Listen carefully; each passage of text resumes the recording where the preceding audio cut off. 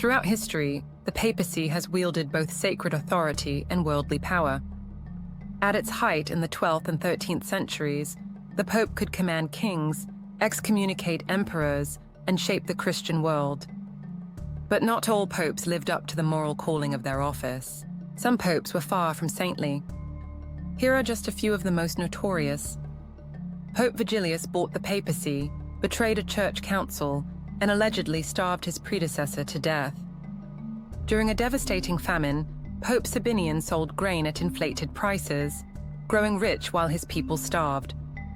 Pope Stephen VI exhumed his dead predecessor's body, put it on trial, and tossed it into the river. Civil unrest followed, and Stephen was later strangled in prison.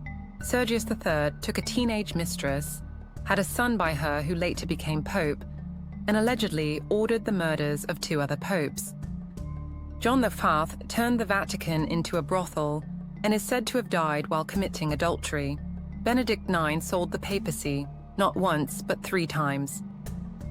Perhaps the most infamous of all, Alexander VI bribed his way into office, surrounded himself with gold and mistresses, and lived a life marked by corruption, scandal, and power plays.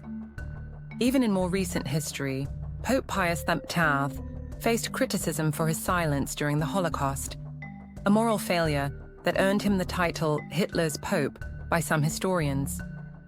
Yes, the Church has had bad leaders, but does that mean we dismiss the Church itself?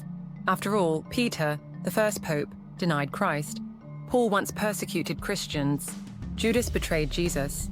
And as Lord Acton said, power tends to corrupt, and absolute power corrupts absolutely.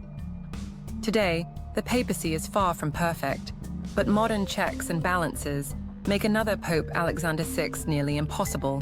While the legacy of the bad popes is real and sobering, it's also a reminder that faith must never rest solely in human leaders.